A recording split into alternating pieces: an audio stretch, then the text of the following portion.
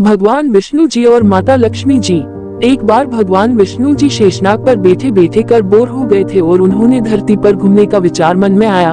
वैसे भी कई साल बीत गए थे धरती पर गए हुए और वह बोलकर अपनी यात्रा की तैयारी में लग गए। स्वामी को तैयार होता देखकर लक्ष्मी माँ ने पूछा, आज सुबह सुबह कहाँ जाने की तैयारी हो रही है?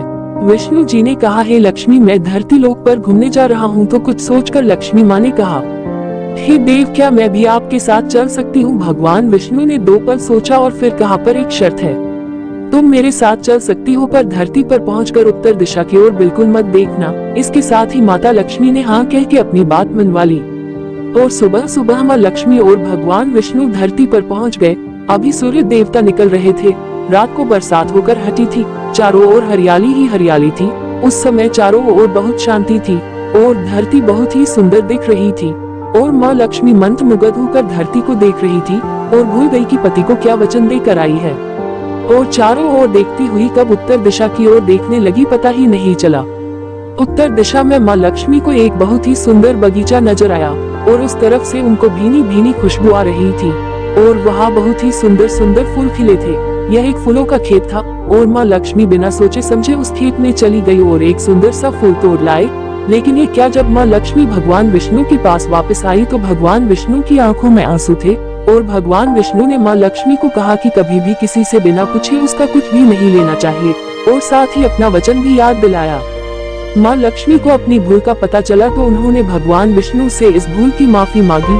तो भगवान विष्णु ने कहा कि जो तुमने जो भूल की है उसकी सजा तो तुम्हें जरूर मिलेगी। जिस माली के खेत से तुमने बिना पूछे फूल तोड़ा है यह एक प्रकार की चोरी है, इसलिए अब तुम 3 साल तक माली के घर नौकर बनकर रहोगी। उसके बाद मैं तुम्हें बैकुंठ में वापस बुलाऊंगा। माँ लक्ष्मी ने चुपचाप सर झुकाकर हाँ कर दी। आजकल की लक्ष्मी थोड़ी थी और माँ लक्ष्मी एक गरीब औरत का रूप धारण करके उस खेत के मालिक के घर गई। घर क्या एक झोपड़ा था और मालिक का नाम माधव था। माधव की बीवी, 2 बेटे और 3 बेटियां थी। सभी उस छोटे से खेत में काम करके किसी तरह से गुजारा करते थे।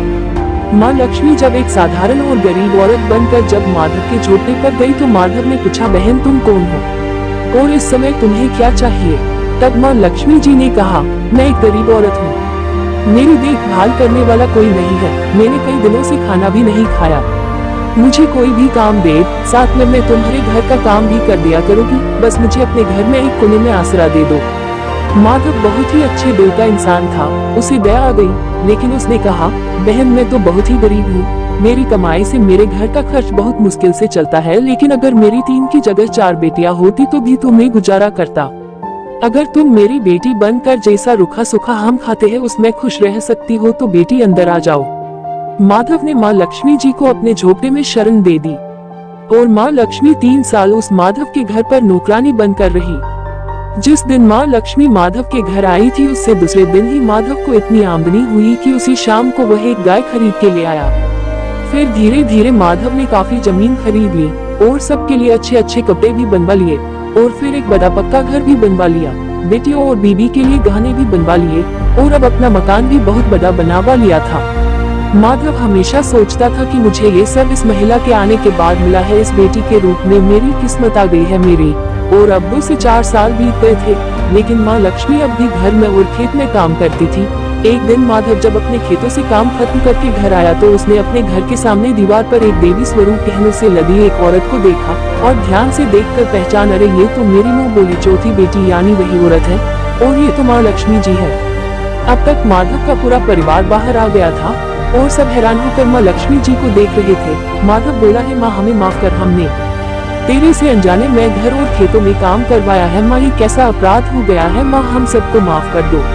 अब माँ लक्ष्मी जी मुस्कुराए और बोली, है माधव तुम बहुत ही अच्छे और दयालु व्यक्ति हो, तुमने मुझे अपनी बेटी की तरह से रखा, अपने परिवार की सदस्य की तरह से रखा था।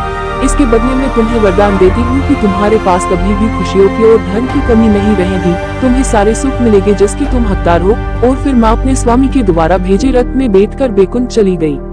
इसी तरह की कथाएं सुनने के लिए प्लीज मेरे चैनल को लाइक कीजिए और सब्सक्राइब कीजिए।